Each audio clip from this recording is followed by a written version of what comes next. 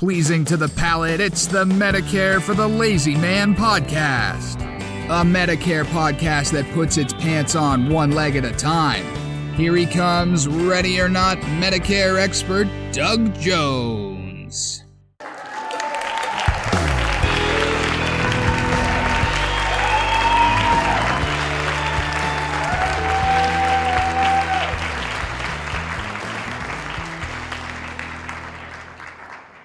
Hello, everybody. Welcome to another thrilling episode of the Medicare for the Lazy Man podcast. This is your podcaster, Doug Jones.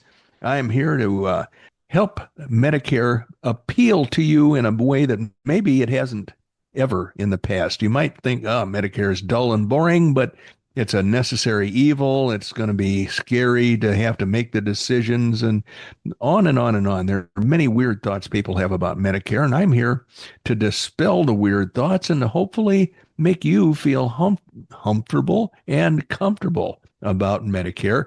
And I'm going to do that in an unusual way. I'm going to suggest that you go to Amazon.com and that you type into the search window, Medicare for the Lazy Man 2026.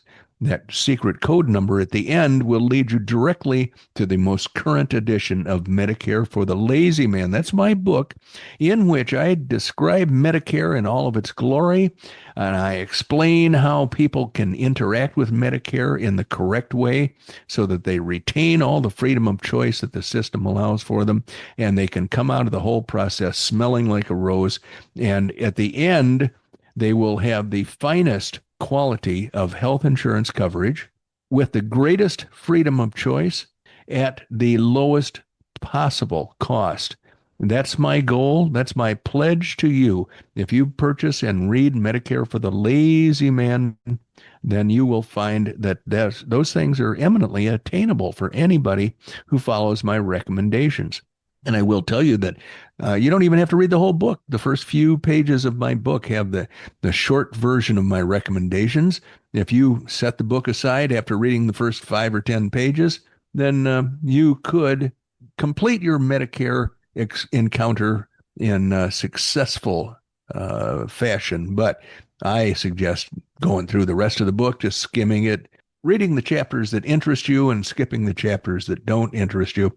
You can purchase that book at Amazon.com for $11 if you want the paperback. I think it's about a $5 purchase if you want the Kindle version. You can also purchase an Audible version by which somebody will read the book to you, and you can just relax and enjoy hearing about all of the Medicare magic that's coming your way. And then, of course, if you're a show-off, a smarty pants show-off, you might want to purchase the $25 hardcover version because it is a thing that will live forever. It'll be in your family repertoire, your family collection of important things for many, many generations because it's such a solid and well-crafted item. So those are your choices for Medicare for the Lazy Man 2026. That's the most current book right now. Now, 2 other books that you may find very helpful.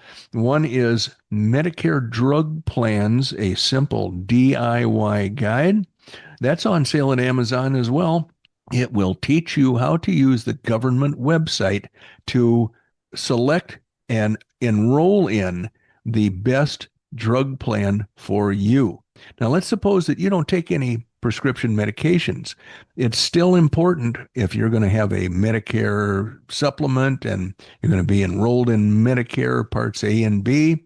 You're going to follow my suggestions for Medicare enrollment and Medicare success.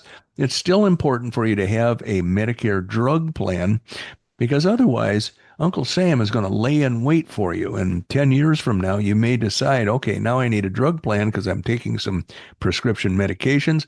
Well, they're going to come after you with a lifetime late enrollment penalty when you get a Medicare drug plan. So my suggestion is get one when you're first eligible. They'll never be able to charge you a late enrollment penalty. And even if you take no drugs, you can use the steps in the book to identify the best plan for you, which is going to be the cheapest plan available. In many parts of the country, there is a zero monthly premium, $0 premium plan that is just for you if you don't take any drugs. And many people will find they can use a $0 premium plan, even if they do take some cheapy generic drugs, and they will have very reasonable, if not $0 costs to pay. Finally, my suggestion for the third book in the collection, the name of the book is Medicare Enrollment Guide. It is on sale at Amazon. You may purchase it in paperback or Kindle version for very, very small amount of money. But what I would suggest you do is go to my website, MedicareForTheLazyMan.com. Randy Carson created that for me, and it is truly a work of art. But right on that website, there's a link to the Medicare Enrollment Guide. When you click that link, you will own a free copy of the Medicare Enrollment Guide. And the Enrollment Guide is not really a book, it's more like a pamphlet. It is a very short tutorial as to how to enroll in the various parts of Medicare. And you will need that book if you don't know anything about the process, and it will explain the ins and outs of the items that you're going to need and the places you're going to find things and the experiences you can expect to enjoy during the enrollment process. So those are the three books that I would suggest that you give a thought to acquiring in preparation for your Medicare encounter, whenever that's coming up. And speaking of encountering, Randy Carson is sitting right across the screen from me. He's just anxious to tell me what a dope I am for not being able to pronounce whatever that word was that, that I screwed up earlier in this introduction. Hello, Randy Carson. What word was that, Doug? I don't know, but you're laughing your ass off, so it must have been pretty damn funny. It was funny at the time, but now it's gone right out of my head, so I don't know what. Don't edit it out, or this will make no sense to listeners. I have no idea what it was. Maybe it'll come to me later in the podcast, but I just wanted to let you know that you're looking particularly bright-eyed and bushy-tailed, and you might not know it, but we are in Arizona, an even 100 degrees. Well, that's higher than it has been. Often you proudly announce to me that it's like 86 degrees at the time, and you're at 10:30 in the morning, probably 11 o'clock now. Yeah. And that only, so you got 100. What are you looking at for the high today? Probably 110. Yeah, I think it's about 110, maybe not quite that much. It's really been cooler than you would expect out here. I'm going to check and give you the actual forecast here. Well, please do, because as you know, I'm preparing in Illinois to sell everything I own or burn everything I own and join you for future summers in Arizona. 106. Oh, okay. Well, that's not outrageous. Well, for Arizona people, that's just a nice spring day, Doug. Yeah, I know that pretty well, but it's always still a shock when you walk out the door and it's over 100. You say, "Ooh, should I be uncomfortable?" Well, it's not 110. It's not 115.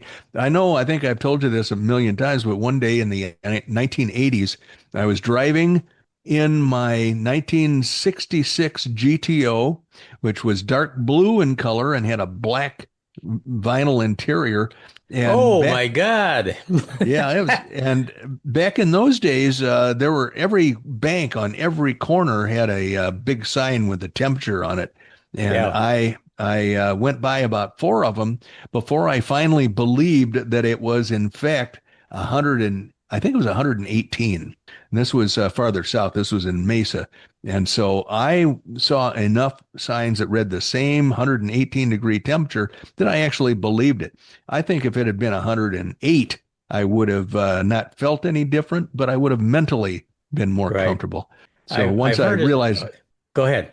Well, once I realized it was 118 for real, I think I started to sweat more profusely. So when I moved out here to Arizona 3 days ago, one of the first questions I asked the locals was, what is the highest temperature you have personally ever experienced and or seen in Phoenix, in the valley? Wow. Jesus, did you have a clipboard and go around and knock on doors? I did. I went around and asked people that I worked with, And here's the definitive answer that I got at the time. And I don't remember what day it was, but it reached down at Sky Harbor. Uh, It reached 124 degrees at Sky Harbor, ooh, and they had to shut the airport down because yeah. they didn't have any charts that said that their runway was long enough to get a 740, or not a 747, but let's just say a 737 off the ground in the Uh-huh. length of time they had at that temperature. Yeah. Well, they used to fly 747s out of there regularly, and I used to take them to Chicago from Phoenix. And I never had to do it on a day that was that hot.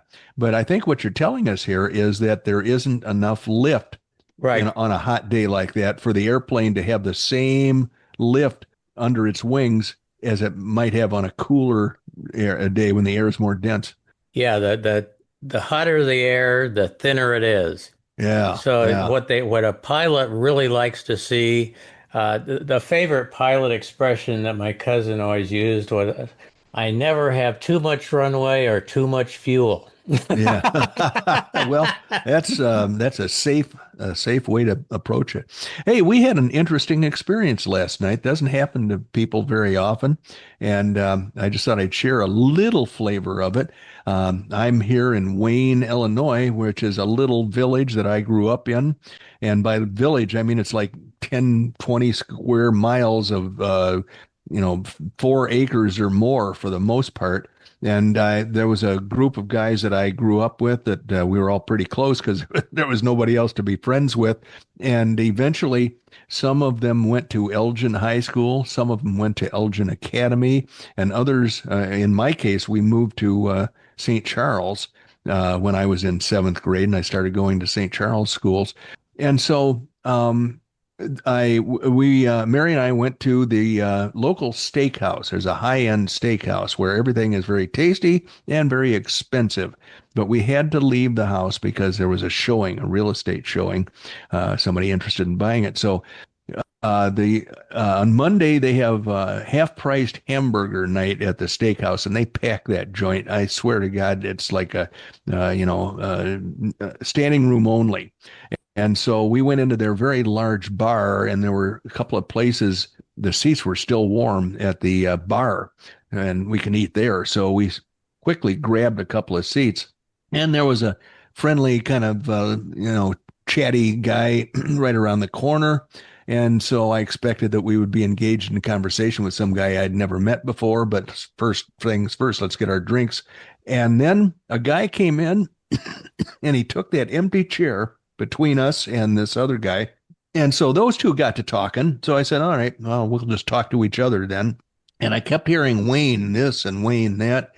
And the stranger in town was talking to the guy who had just arrived. And it was a lot of Wayne talk and questions about Wayne and everything. And so I all of a sudden started paying attention. And it turns out the new guy that showed up with a bushy mustache that I didn't recognize was a guy that I grew up with from age 4 to college. Oh And my gosh. he and I wound up going to the same college for the first year in Indiana, DePauw University. And it was incredible. What a coincidence. I had just been outside this guy's house that he was raised in.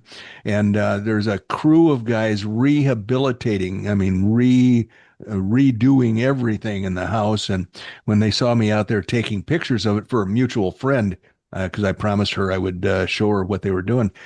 These guys came out of the house. They were asking me questions about the house. How many times has it been added onto? I pointed out the family library in the house, a big round room. That's where the father hid all of his Playboy magazines. And so when I'd Oh spend the yeah. night at this kid's house, we'd sneak in there at night and grab a couple of copies and then sneak them back, make sure they were in the same order when, before midnight when we had to go to sleep. So it was an interesting experience reacquainting myself with an old friend that I grew up with and hadn't seen in a long, long time. But and he loves Arizona. When I was a little kid, spending time at the Joe Cocky Inn, a couple of months every winter, which is now the Phoenician, he and his parents were spending time in Wickenburg. And so Oh, he's always okay. been a Wickenburg guy. He owns property there, and he lives in Wickenburg full time and comes back to Wayne or to St. Charles periodically to handle some business arrangements he still has here.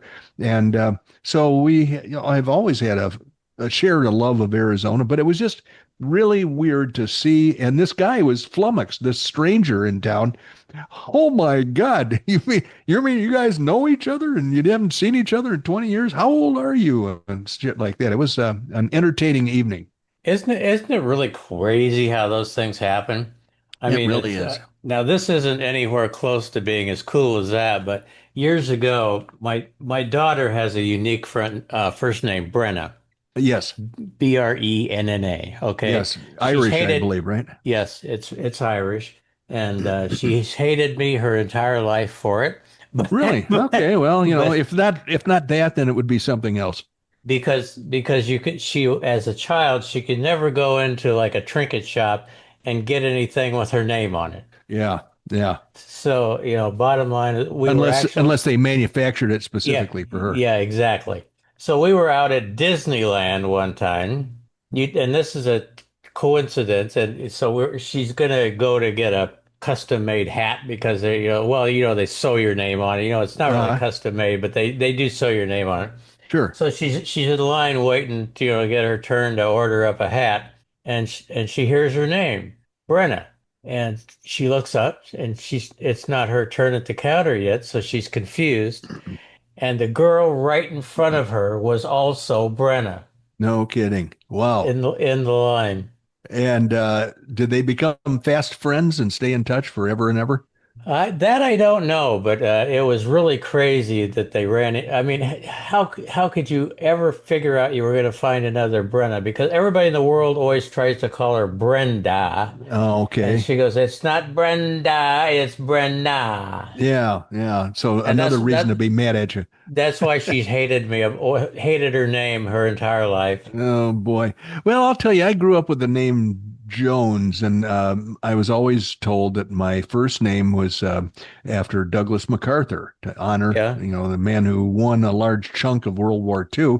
And then the middle name was to honor some unknown person in the Oklahoma City telephone directory. So I Oh, think my really? my parents were, it was cocktail time, and they said we got to find a middle name for this kid, and so I think they just grabbed the nearest book they had, which happened to be the telephone book, and start thumbing through it. And they finally picked my middle name.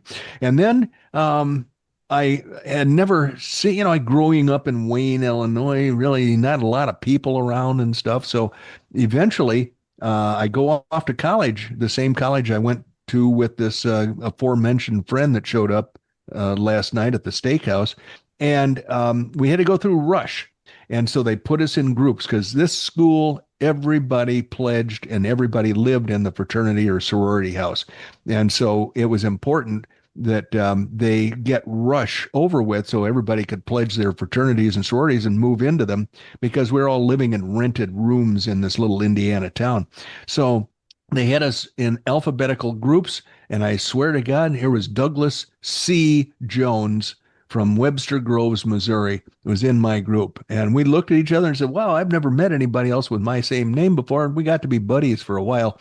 And it turned out he was I'm trying to figure out a family-friendly word for douchebag Oh, that he pissed off everybody at every fraternity house that he went to.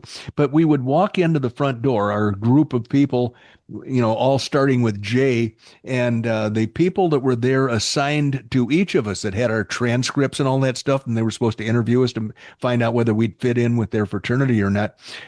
Often they got him instead of me. And sometimes the guys interviewing me would say, wait a minute, what's your name again? And, they'd look at their paperwork. And so in many of the fraternities, I was blackballed because of this guy's complete stupidity. He just irritated people everywhere he went. And it's so, it's bad when you walk in and you're blackballed for something you didn't even do. and you've got the name, and they can't separate you from the other guy's antics. It was kind of sad because my father's fraternity was one that I wanted to join because I would have been a legacy, and no chance. Those guys got the other Doug Jones when we all arrived, and apparently he did something to irritate the hell out of them, and there was no way that they were allowed to speak to me to straighten the situation out before they made their pitch, so their offer. Well, that sucks. You know what we ought to do? We probably ought to get down to work. We got to make, I have got to see if we can get some quarters rolling in here because I don't want to spend any of our stash. So we need to live off what we make each time. Well, if you say that out loud too many times, our generous benefactors are going to stop being so generous, and we're going to wind up with no quarters at all. So we have to pretend that they're going to a good cause. They're extending the life of it. They really are. They're going to a good cause. Absolutely. So I'm going to go ahead and mute out, and you can go ahead and do your shtick. Don't be so hasty, Grasshopper. Instead of our regular Medicare Advantage Minute, I've decided we should do a special Medicare Advantage piece of content here. It is a kind of a quiz. It's a interactive Medicare Advantage content type. Usually I have a Medicare Advantage story that I will read in order to help people understand that Medicare Advantage has big flaws, and for most people, it's not going to be a good choice. But in this case, I wonder about those people who are sitting on the fence. Maybe my opinions aren't persuasive enough. And so I've got a quiz here that will help people decide whether Medicare Advantage is for them or not. Take this quick quiz to discover your Medicare personality type and learn whether you are a traditionalist or a bundler. And I think what this means, a traditionalist would have original Medicare with a Medicare supplement and a freestanding drug plan. Or if you're a bundler, then you just want to have all of that stuff wrapped up into one package. So choosing the right Medicare path is one of the most critical financial decisions you will make regarding your health care. I would say your health insurance in retirement. The debate boils down to two fundamentally different approaches: original Medicare, Parts A and B, plus a Medigap plan or Medicare supplement, which prioritizes flexibility, eliminating out-of-pocket costs, versus Medicare Advantage, which is Part C of Medicare, which bundles benefits and minimizes monthly premiums. Understanding which plan aligns with your wallet and risk tolerance is essential. Take this quick quiz to discover your Medicare personality type and learn whether you are better suited for high premium, low copay freedom of a traditionalist or the low premium, high cap security of a bundler. High cap meaning you could pay a ton of money out of pocket if you get into trouble medically. All right, so answer 5 simple questions about your preferences for network flexibility, premium cost, extra benefits to reveal the Medicare path that truly fits your retirement life. So let's try this out on Randy and see how he does. So question number 1, Randy, how do you prefer to handle the trade-off between monthly premiums and out-of-pocket costs? And there are 2 choices here. Choice A, I am willing to pay a higher total monthly premium for Part B as in Bravo, Part D as in Delta, and a Medigap policy in exchange for the certainty that my out-of-pocket costs at the doctor's office or hospital will be nearly zero for covered services. Now, that's one choice. That's a pretty long answer. The other choice, I prefer to pay a low or zero monthly plan premium, and I'm comfortable paying co-pays and co-insurance for each service, knowing that the plan includes an annual out-of-pocket maximum for protection against catastrophic costs. Do you have a choice there between those 2 answers? I'm the A-type guy. Okay. Good choice. I don't like to go with anything unknown at all. Very good. I like the freedom of choice, but they didn't mention that. So we're moving on to question 2. How important is being able to see any doctor or specialist in the United States? 2 answers. Extremely important. And then the explanation here, I travel frequently or want the flexibility to see any specialist without needing a referral or without worrying about local networks. Or the other answer, moderately important. I'm comfortable using a local network of doctors and hospitals as long as my primary care providers are included. Which is your preferred answer on this? A. There you go. I'm with you. So far, I'm tracking right with you. Question 3 out of 5. How do you feel about an annual maximum limit on your Medicare spending? Question or answer A, not essential. I plan on getting a separate policy, Medicare supplement, to cover my out-of-pocket costs, or I am comfortable with the possibility of having no annual cap. Well, that's ridiculous. You have to get a Medicare supplement, and it does have a cap. The answer for the other side of the room is very important. The annual maximum limit on your spending would be very important. I want a guaranteed annual cap on my medical expenses to protect me from catastrophic bills. And I got to tell you right now, they keep talking about that cap, that annual maximum. That maximum is outrageous. It's somewhere between $9,000 a year and $14,000 a year. But I digress. Randy, which of those two answers would be your preferred response? Well, you know me. I want the Medicare supplement. There you go. All right. I actually, you and I disagree a bit on what the one I've got, but I'm in even the larger scheme of things, we agree. Yeah, I didn't know you at the time I bought it. So that's right. And frankly, you actually have an excellent plan. It's just not quite as radical in terms of savings that as I would have suggested for you. But you made a wise decision, and you're right in there with the majority of people, because most people entering Medicare now that get a Medicare supplement do get Plan G, and a lot of them are getting Plan N. So a very small number of people are going in my recommended direction, but we can talk about that in greater detail later or another time. Question 4 out of 5. How essential are extra benefits like dental, vision, hearing, and fitness programs? I know you're in the gym pretty much every day, as I recall. I am. I actually am. I've got my own locker. It's right next to the bowling shoes and the beer. Well, there you go. That's your priorities. All right, the two answers: not essential. I only want coverage for medically necessary services and will pay for extras separately if I need them. And the other answer is very essential. Those extras are very essential. I want these extra benefits bundled into a single plan, even if the coverage is basic, because I like free stuff and I want to have the government pay for free stuff. Which of those two answers would be yours? Well, first of all, let me just add a thought. Nothing is free. So bottom line is I don't go for free stuff. I want to know what I paid for, and I want to know I'm going to get it. As I try to warn people in my book, the free stuff can be taken away very easily. So if you learn to rely on it, you're just opening yourself up to disappointment. In any event, number 5, last question in this quiz. How comfortable are you with a plan requiring prior authorization for certain services? No, absolutely not. Wow. Never. All right. All right. So I'm just for intellectual purposes only, I'm going to read the two potential answers. The first one is the one Randy just chose. Not comfortable. I am not comfortable with that. I want my medical services to be covered without the need for the insurance company to approve the doctor's decision.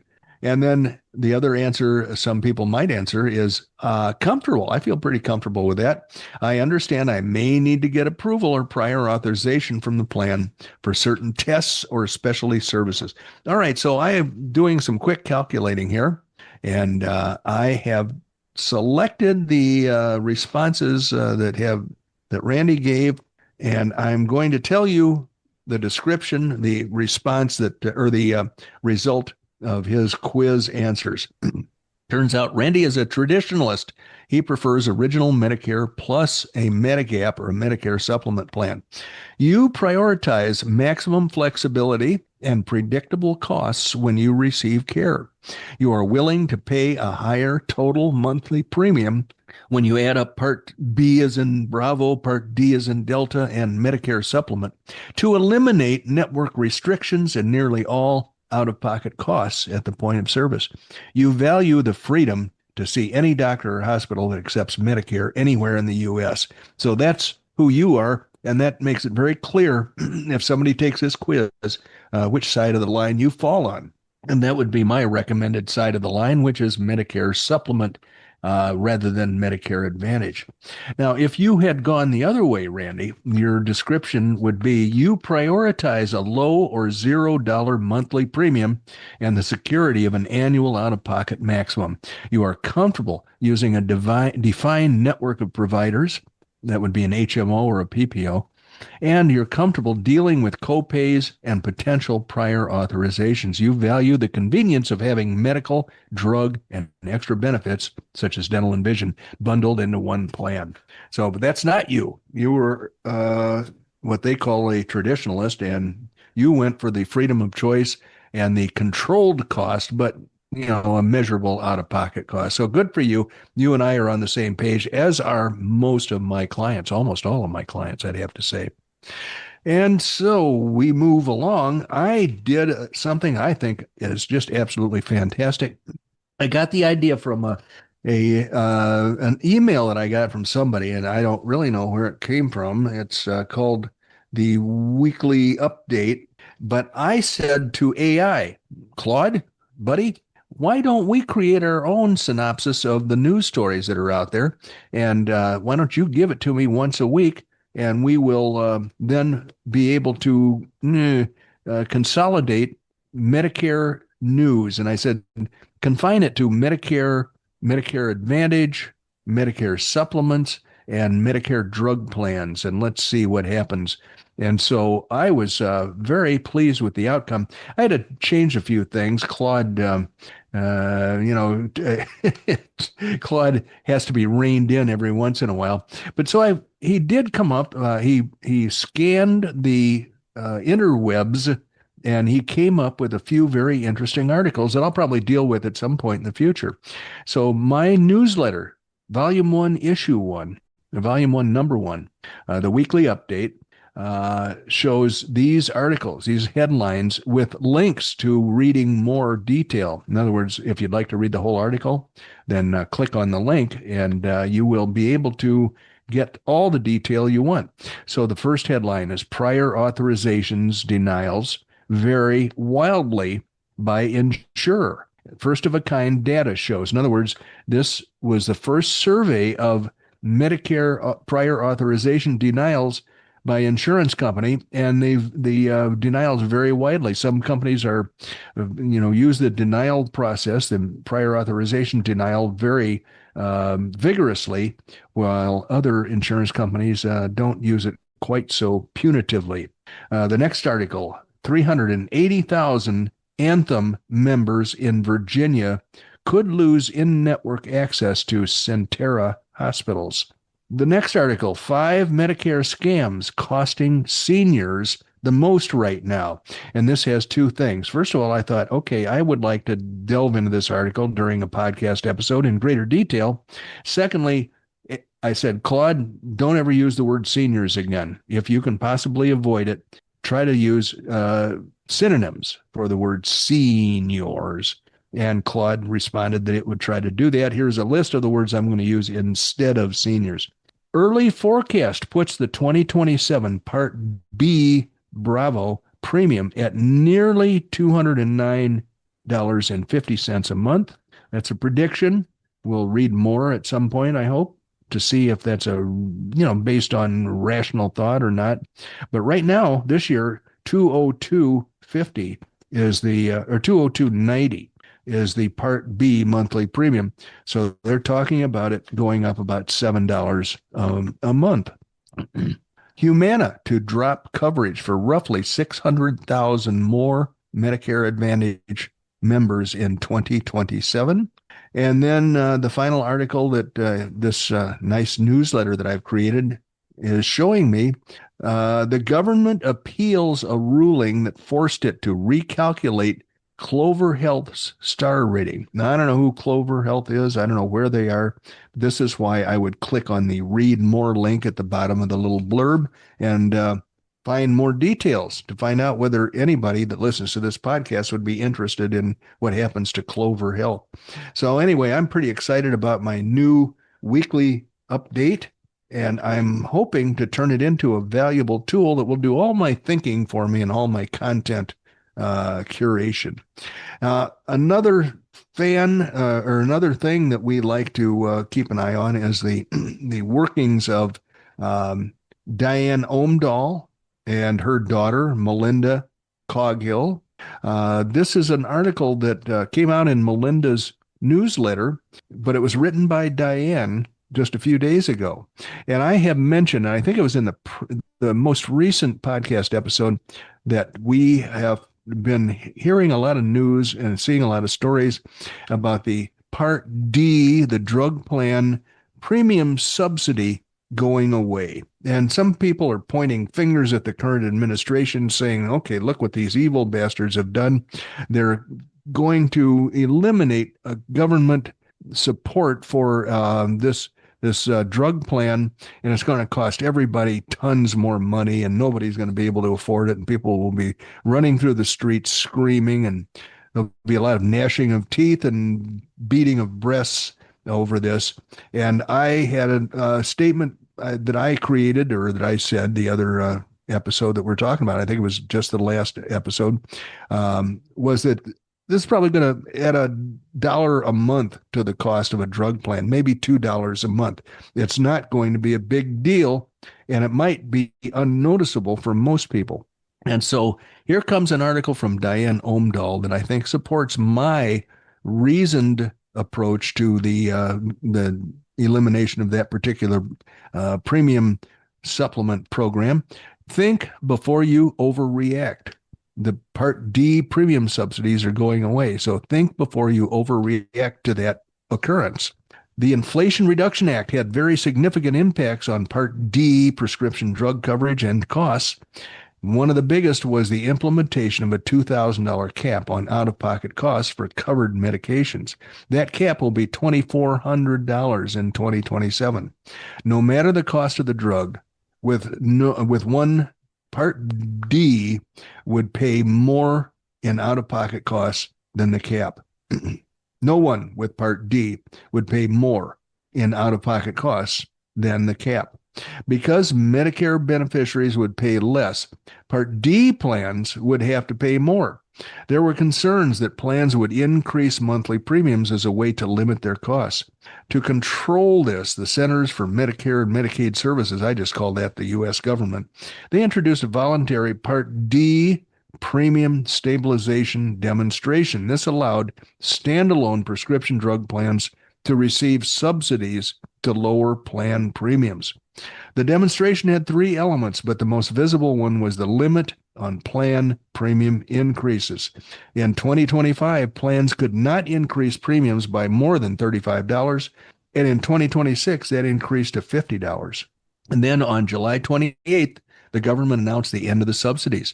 The Part D market was stabilizing, and the CMS believes that the 2027 premiums will go up by no more than $20 for most Medicare recipients. Now that's $20 a year, not $20 a month. That's less than $2 a month. Anytime there's a major shift in policy, the internet lights up with posts. Those doing the posting don't always have a clear understanding of the issues, or just run with somebody else's ideas. The end of the Part D, as in Delta premium subsidies, has fostered 2 big prominent themes. One is a falsehood. The other presents a big risk. The first one, the falsehood, Part D is going away. And that's just not true. Now, here's the one with the risk, Medicare Advantage. After discussing the potential for higher premiums, several posts that Diane read on the internet offered the same solution. Shop around for a lower priced plan or switch to Medicare Advantage. Simply drop your current coverage and sign up for Advantage. Just like if you can't find the right pair of brown shoes, opt for black. Well, I don't know. That's never really been a problem for me, but maybe the ladies worry more about the color of their shoes. This is simple, straightforward, and possibly perilous for those who don't understand what they are giving up and what they would be getting. Here's a brief look at the important points for those considering Medicare Advantage. Number one, lower premiums. It is true that the Advantage plans offer lower premiums for drug coverage. However, monthly premium for Advantage plans is $8. However, Advantage plans get help that standalone plans don't. In 2026, Medicare paid Advantage plans $2,660 per participant per year in rebate payments. Of that, on the average, plans have allocated about $600 per member for drug benefits. Supplemental benefits. Plans can use rebates to fund supplemental benefits. Networks, every plan is network-based. Well, the whole point of that is if you are tempted because you're going to have to pay $1 or $2 more a month for your drug coverage to switch to Medicare Advantage, you're going to make a serious mistake if you ever have serious medical problems that need to be addressed with specialists and with a lot of intense treatment, because Medicare with a Medicare supplement is the best way for you to go through life happy and healthy, or happy with your medical specialists. Your freedom of choice is obviously the important thing to keep in mind. Once you give up your freedom of choice, you're probably going to have trouble getting it back if, in fact, you've got that kind of medical problem that I just mentioned. So I could have worded that in a much more smooth way, but I didn't. So let's go to a couple of questions that I get from clients or people who want to be clients. This is Mike, who wrote in and said, "Hello, Doug. My wife and I were visiting family in Wichita, and I spoke to a friend of the family who is unhappy with her current drug plan, her current Part D coverage. One of her drugs is quite expensive. My question is, are you able to work with residents of Kansas on Medicare coverage?" And I said, "I sure am." Short, sweet, and to the point. I'm hoping that he refers his friend to me, and so I'll see what I can do. As we all know, the upcoming Medicare open enrollment is what people call it, but AEP is what the professionals call it, annual election period, starts. And for drug plans or Medicare Advantage plans, you're going to get a letter called ANOC, ANOC, Annual Notice of Change, from your plan. Should arrive in September. It will tell you what, if anything, is changing for the following year.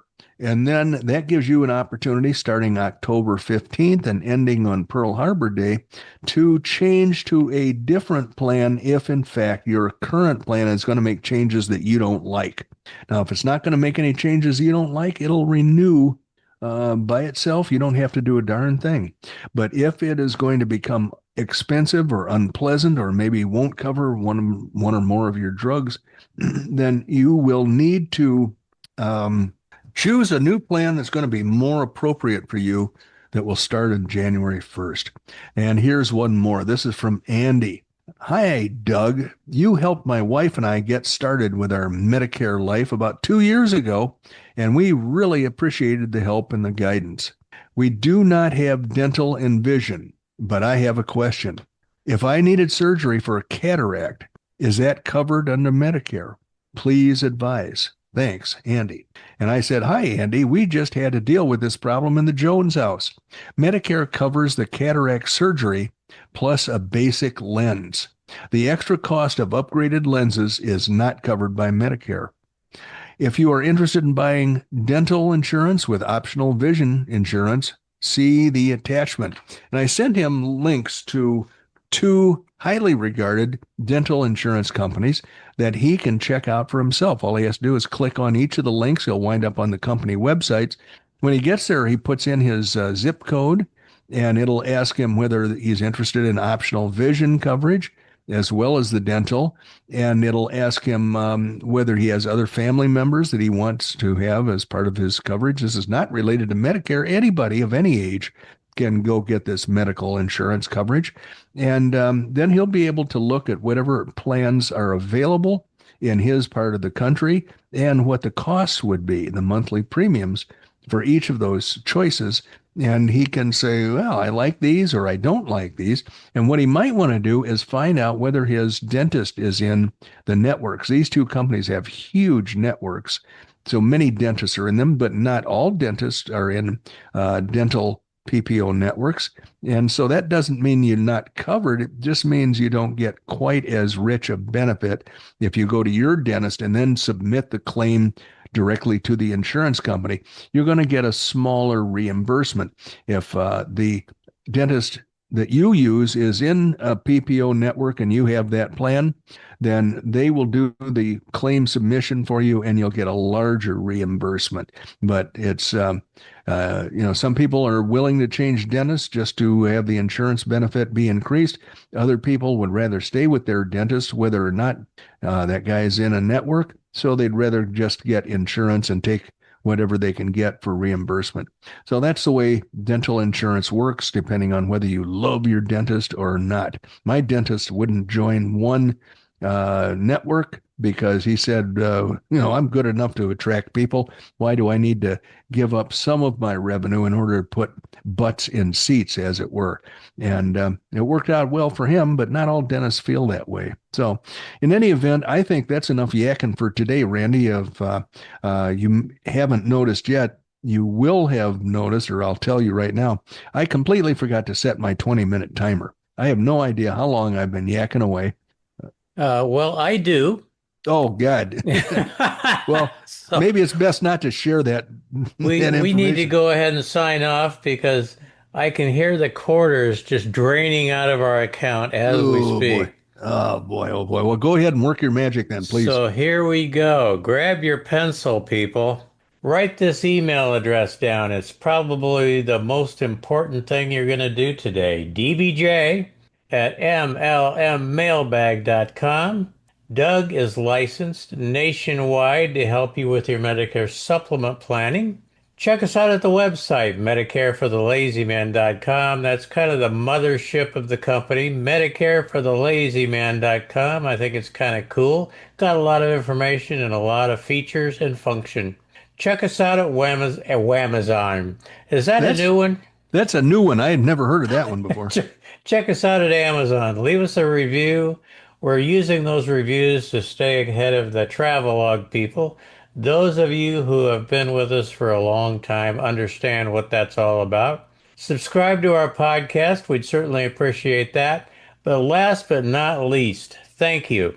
Thank you for joining us. You could have been anywhere else doing anything else with anybody else, but you weren't. You were with us, which is exactly where we like to have you.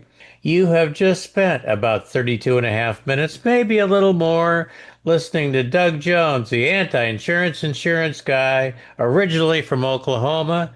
No more. I mean, he's going to be living full time up in the Nosebleed Mountains, but he's not there yet. He's still out in Pugsleyville, and I'm going to turn it over to him to let him tell you when he's finally moving out of the low ground. Soon, I hope. Soon, I hope. That's when, but the why is entirely different. It is to be closer in geography and in spirit to my fellow podcaster. So the signal will be, traveling a shorter distance between us, and we will consequently enjoy even more professional podcast results. So until we do, I'm going to suggest that you keep an eye on your calendar. Get ready to come on back for our next podcast recording session. We would love to have you join us. Until then, bye-bye.